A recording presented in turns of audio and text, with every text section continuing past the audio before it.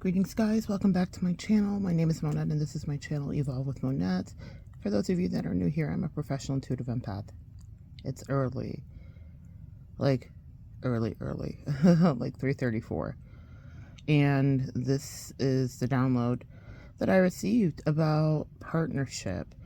Now, the way that my angels framed it to me was the lesson that I learned about tables turning, maybe through a more toxic lens for those of us that have been in narcissistic abusive relationships, and also on the positive, just to understand that in the healthier relationships that do come in as you heal and you grow, that in any relationship there is an ebb and a flow.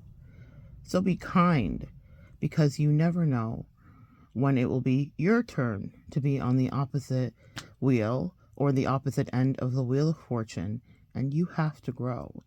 And growth usually means some kind of restriction, some kind of challenge, some kind of obstacle.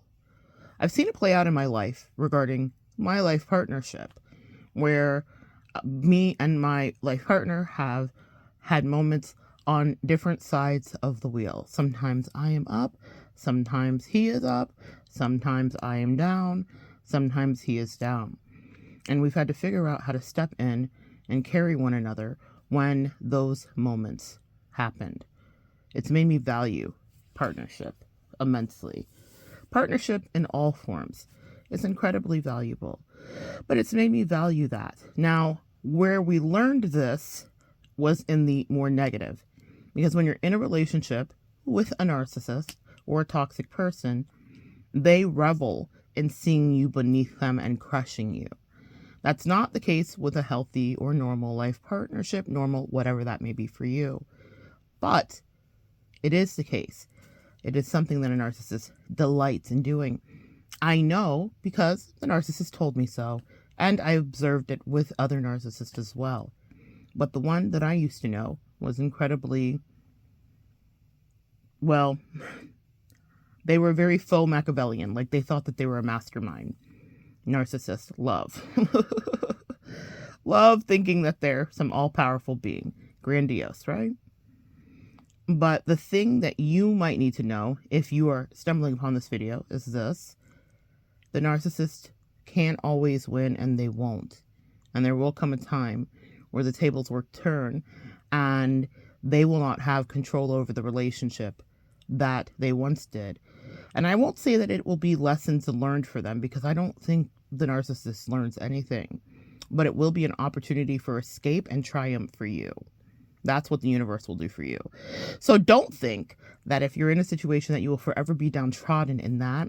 If you're still in a relationship and you've yet to break free, don't think that's the way it will always be. Don't think they will always have the upper hand. I promise you, the very nature of our life is an ebb and flow. It's an up and down, and it's cyclical. It can't stay that way forever.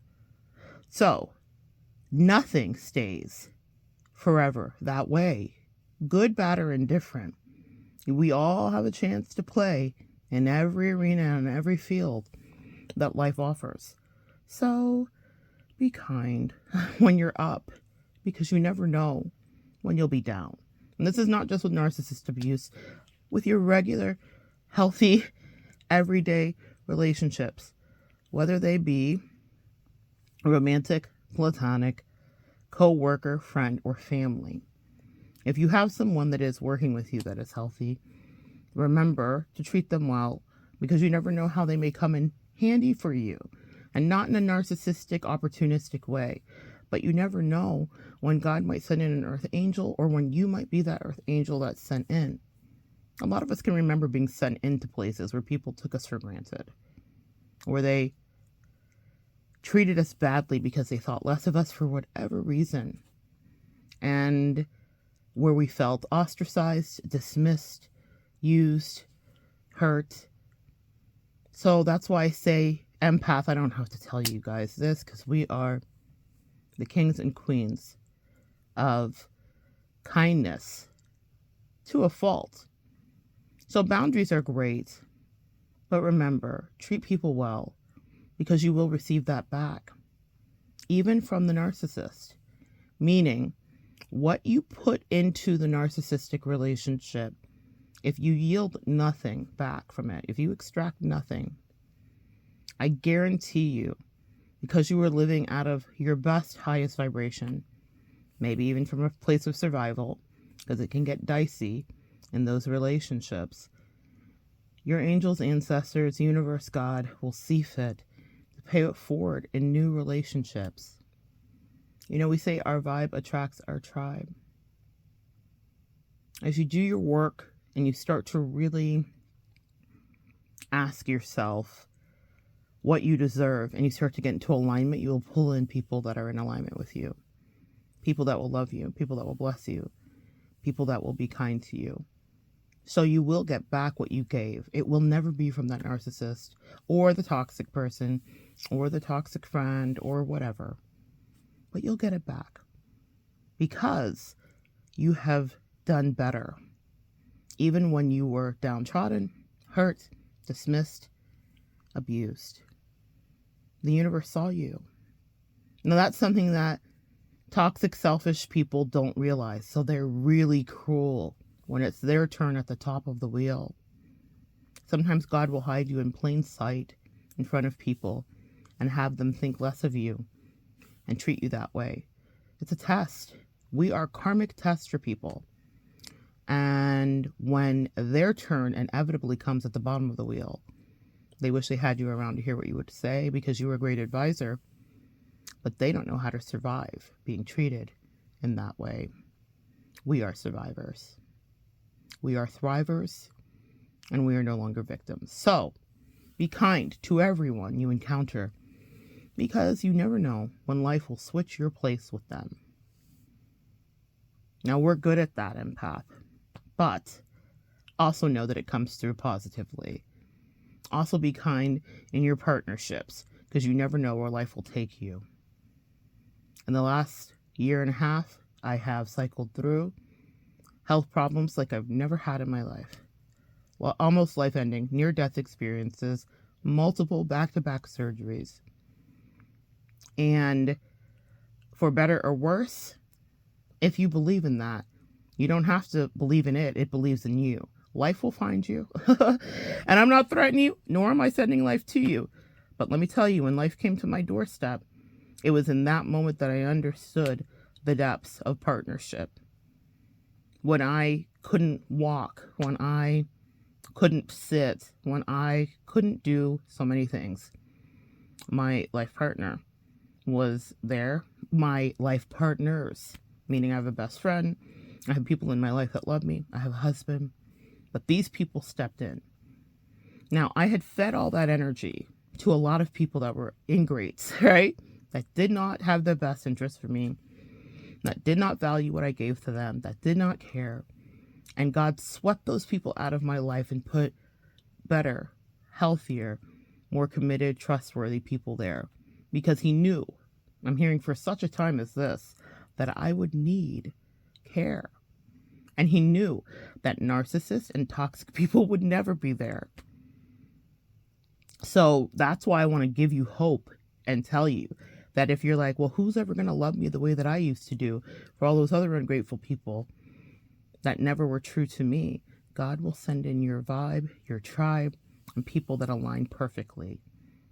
And that will carry you and do things for you, quite literally sometimes. My God, how humbling for me. Quite literally sometimes, in a way that you would never think.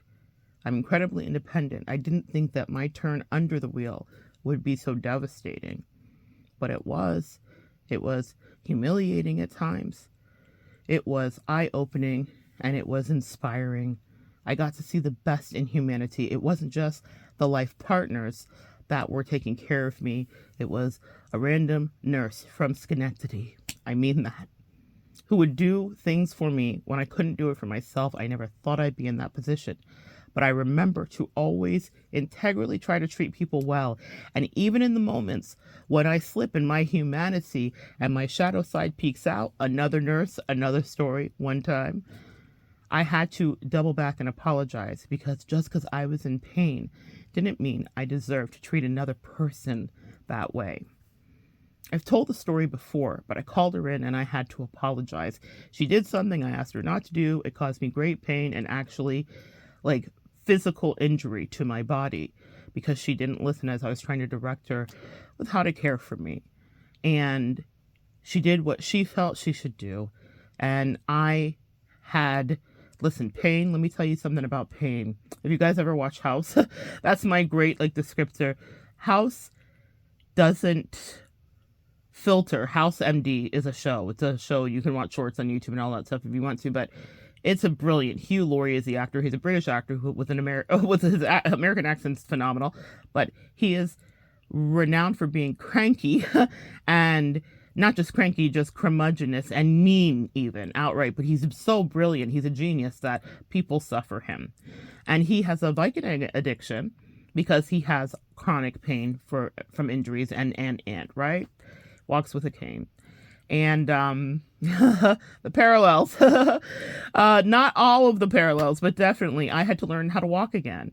And there are moments in my life where I had to, and still, like I was like, I'd weaned myself off of any apparatuses and stuff, and then new surgery, and we're back. You guys, it's amazing how life will humble you. But in any case, his pain is his excuse to a degree for why he is the way he is. Now, I think he just rather enjoys being the way he is. But what I will tell you is that pain causes you to lose your filter completely. And my sweet empath self needed to have that turn on the wheel where I could develop empathy for people that go through ordeals that we cannot understand. As a practitioner and a teacher in shamanistic energy and high priestess energy, my angels allowed me to have this experience so that I could develop deeper empathy. Sometimes the positions and the situations you find yourself in are not punishments. They are teaching and elevating lessons to increase your awareness to humanity. For me, that was the case. But in that moment, my pain caused me to be distasteful. I didn't like who I was. But that doesn't mean that that wasn't in me, that I couldn't access that shadow, that I couldn't yell and scream and treat someone badly.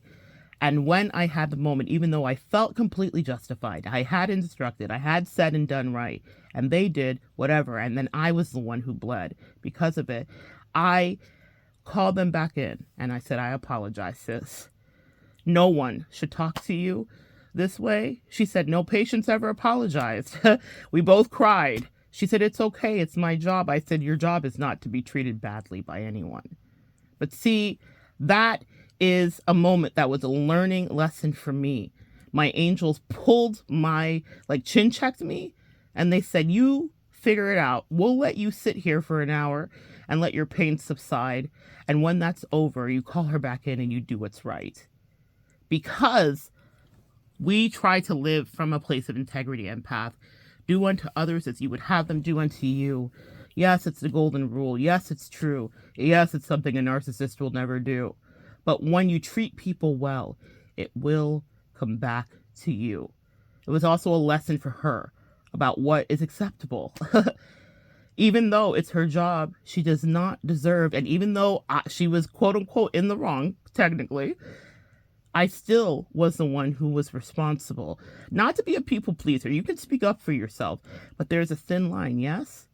And I learned in that moment that when people are going through things as well, that sometimes you're not filtering all of those nuances. You're just upset, hurt, angry, and you can lash out. And that's okay. Humanity exists. We will play that way, but it means fix it when you notice it. Be accountable to people. Be kind, because you never know when it will be your time. Oh my God, to be on the opposite side of that. I never know when in life God will put me in a place where I do something that's upsetting to someone and they may react. How do I want them to handle me? Sometimes from our trauma, we will behave differently. We will behave quickly. We will react hastily. But if you can sit in your humanity, empath, in the seat of your soul, as Eckhart Tolle talks about, and access why you may have lost control and make amends for it. Maybe the person's passed away, that you might have had a moment that you can remember in your life and you thought, I never got to say what I needed to say. Say it right now. Wherever you're sitting, close your eyes and talk to that person and let that karma, that energy, and that experience melt away, because that will get paid back to you. Meaning you will have someone someday show a kindness to you, even if it's not what they were initially going to do. Do not think that because you poured into toxic people that did not reciprocate, that you will not have reciprocity. You will. And treat people well, because you never know when it will be you. Life is funny, and it's unpredictable, and it is cyclical. You will have your turn at the top of the Wheel of Fortune. Wheel of Fortune is a major arcana card in the tarot, and it describes the fact that sometimes we are on top, riding high, celebrating, cheersing to life, and other times we are being crushed under the wheel. And we ask why, and it's for lessons. It's to teach us humility. It is inevitable. What goes up must come down. So when you are up, treat people well, because you never know who will be around when you're in hell. Amen? So good sharing energy with you guys. Come back and join me next time, and we'll continue to evolve together.